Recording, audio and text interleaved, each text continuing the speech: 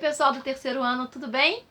Hoje eu tô aqui, para ler para vocês um conto do livro Nove Chapeuzinhos, do Flávio de Souza. Esse livro é muito interessante porque ele reconta, recria a história da Chapeuzinho Vermelho em diferentes épocas e em diferentes culturas. Então eu resolvi contar para vocês uma que é passada aqui no Rio de Janeiro, quando o Rio de Janeiro era a capital do Império Brasileiro. Em 1888, também o ano em que foi abolida a escravidão no Brasil. Vai contar isso aqui nessa história. As ilustrações são da Mariana Massarani. E a história, em vez de Chapeuzinho Vermelho, se chama Lencinho Vermelho. Então vamos lá. Uns diziam que a pena já estava na mão direita da princesa Isabel, filha de Dom Pedro II, o imperador do Brasil, e que a escravidão ia ser abolida. Mas outros diziam que a pena vivia caindo da mão da princesa, que relutava em assinar documento tão importante, porque a escravidão era importante para algumas pessoas que eram importantes na época. No final do século XIX, na cidade do Rio de Janeiro, muitas pessoas ainda eram tratadas como se fossem inferiores. Pior que isso, eram tratadas como se nem fossem pessoas. Pior ainda, eram tratadas como se fossem animais, como vacas, bois e cavalos. E só eram bem tratadas o suficiente para permanecer com saúde e poder realizar tarefas pesadas em plantações e usinas de açúcar, entre outros lugares. Esses seres humanos tinham vindo contra a sua vontade da África, ou eram filhos ou netos de quem tinha vindo de lá, de locais que hoje se chamam Angola, Senegal, Guiné, Congo e Moçambique.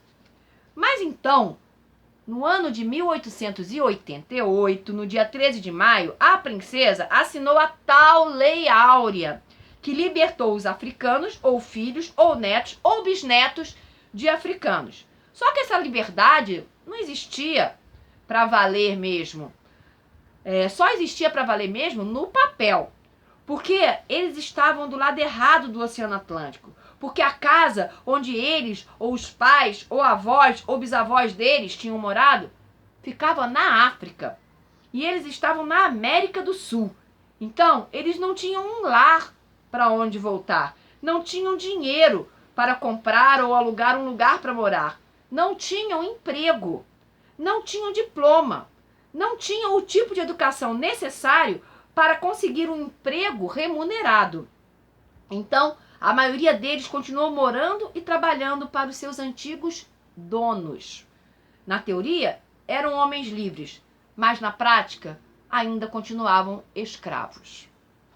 Foi nesse ano e nessa cidade que no século seguinte ganhou o apelido de Cidade Maravilhosa que essa história que eu vou contar se passou.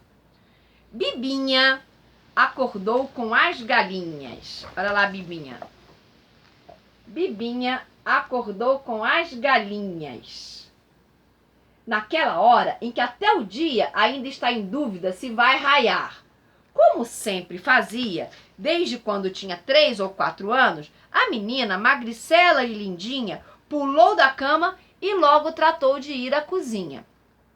Lá tomou um golinho do caldo de canjica, que era seu primeiro café da manhã. Foi ao tanque, lavou a cara, bochechou, ajeitou o cabelo pichain, penteando-o como uma coroa. Vestiu o avental, que depois segurou formando uma tendinha. Jogou nele as migalhas deixadas de lado, que Dona Dita, a rainha do forno a lenha, tinha deixado. E foi alimentar suas amigas. Quando tinha acabado de contar seu último sonho para a Ruiva, a galinha ruiva, sua preferida, ouviu a mãe, que por coincidência era aquela mesma Dona Dita, já antes mencionada, chamá-la. Na outra história, porque esse livro são várias histórias, então essa Dona Dita apareceu numa outra história. Bárbara, venha cá buscar um embornal para levar para sua avózinha, que está doente sozinha, depois que morreu a sinhazinha. Bibinha mal ganhou a broa de milho, que era seu segundo café da manhã, junto com um golinho, que na verdade era bem um golão de café com leite, correu para o seu cantinho. Lá enrolou e amarrou e ajeitou seu lenço da sorte. Esse lenço era um pano tecido por aquela mesma avó já mencionada. Isso bem antes de estar como estava naquele dia, cansada e sozinha desde a morte da sua sinhazinha. Como não saía de casa sem o lenço vermelho enrolado na cabeça, muitas vezes Bibinha era chamada carinhosamente, ou nem tanto, de Sacizinha, porque o lenço vermelho bem que parecia mesmo o capuz de um pretinho maroto de uma perna só. Mas havia também quem a chamasse de Lencinho Vermelho, e foi assim, vestida do pescoço para cima como Saci, que saiu pelo portão dos fundos, atravessou a horta, pulou o muro e foi pirilampa descendo a ladeira. Olha lá ela com um lencinho vermelho na cabeça.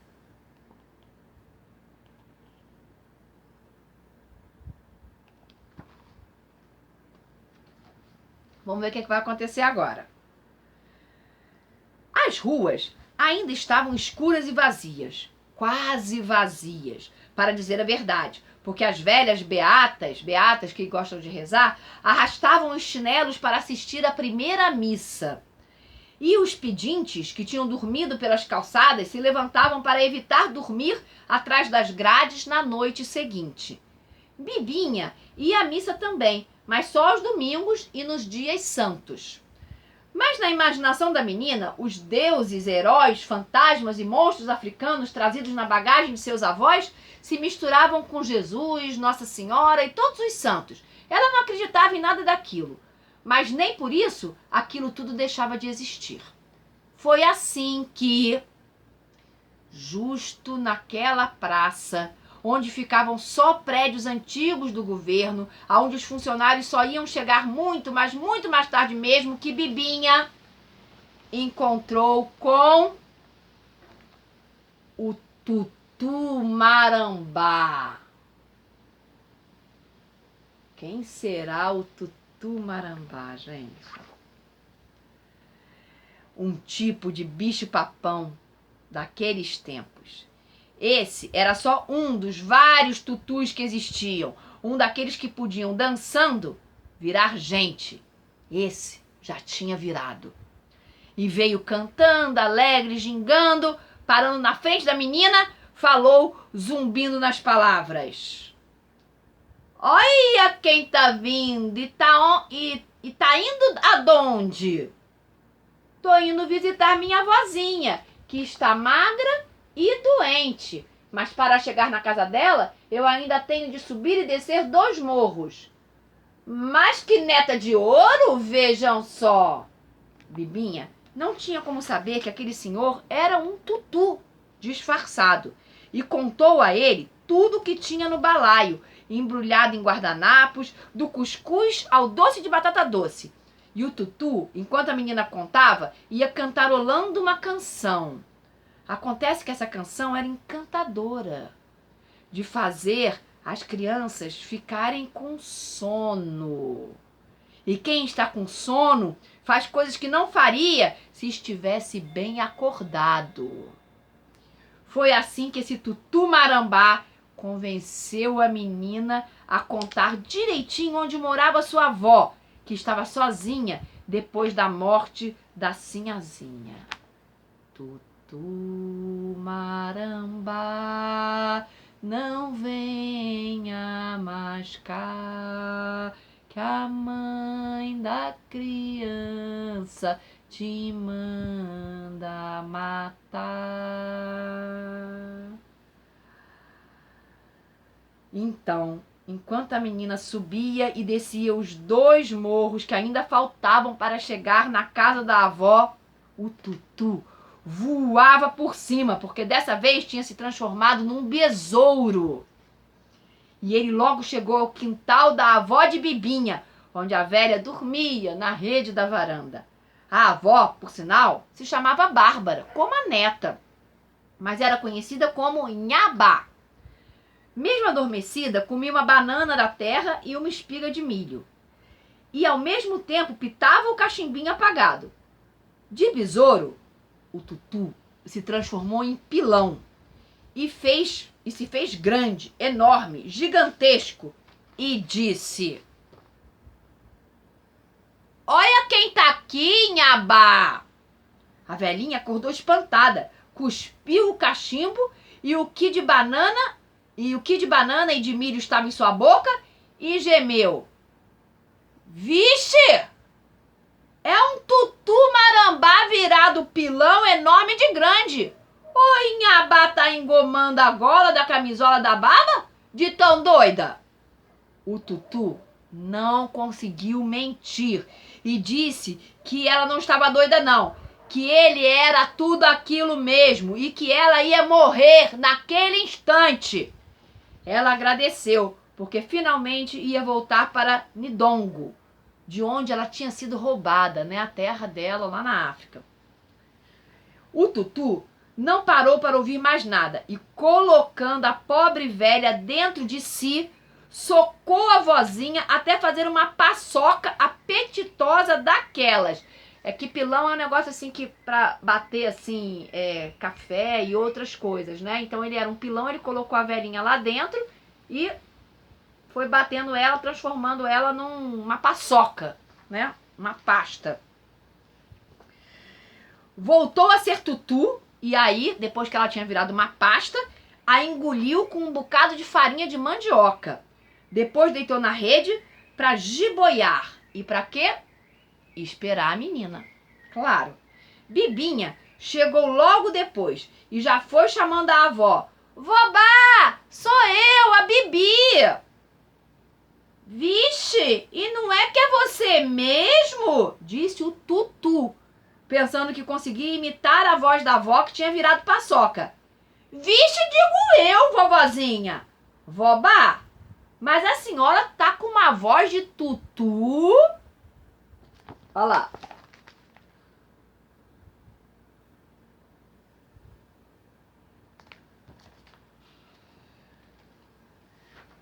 Mas não é mesmo de espantar? Perguntou o tutu. E sem mais vontade de jogar conversa fora, logo ele de novo se transformou em pilão com fome de paçoca. Bibinha tinha a pele bem escura, lisinha e macia, mas se você estivesse lá, ia ver que a menina ficou branca por causa do susto que levou. Um espantalho ela ficou, enquanto o tutu pilão ia ficando grande, enorme, gigantesco. Foi então que Bibinha lembrou que tinha que cantar aquela canção que a avó cantava tantas vezes. Era só cantar a canção de ninar que o bicho-papão ia embora. Mas cadê a voz? Rouquinha de tudo, Bibinha tentou soltar um arzinho que fosse, que acompanhado de palavras, mesmo que só pensadas, já iam causar o fim daquele sofrimento. O tutu marambá, que além de mau, era trocista, disse rindo, toda alegre para a menina. Olha, não fica triste não, que dentro em pouco você vai conhecer a tal da Inhagaba, a terra de onde sua avó veio. Que Inhagaba o quê, bicho burro? Foi de Nidongo que ela veio. Menina e monstro ficaram se olhando. Os dois tinham percebido ao mesmo tempo que a voz da menina tinha voltado.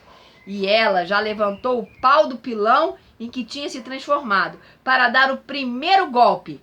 Mas foi ficando molinho, molengo, sorumbático, porque Bibinha, lépida e ligeira, cantou assim: tutu marambá, não venha mais cá, que a mãe da criança te manda matar. Tutu marambá, não venha assustar, que o pai do nenê vai te pegar. E assim, aquele tutu foi desmininguindo e ele mesmo foi virando mingau. E de dentro dele foi saindo quem? Inhabá! Feito gente! De novo! Só que agora ela não estava mais sozinha, coitadinha, depois da morte da sinhazinha, porque lá estava sua netinha querida e lindinha, a Bibinha, para quem a espantada senhora exclamou: Vixe, que sonho doido teve sua avó Bá! Fui de mulher a paçoca e de bolo no estômago de papão, voltei a mulher num rápido de repente. E agora, contente com a presença da minha criança preferida. Amém! E então aconteceu que Inhabá, depois de passar um paninho no chão da varanda, ainda viveu um montão. E sua neta cresceu e casou e teve filhos. E os filhos deles contaram para os filhos, que contarão aos filhos, que viverão felizes para sempre, e contarão a quem quiser ouvir as aventuras de Nhabibi, a mulher que, quando menina, venceu o Tutumarambá.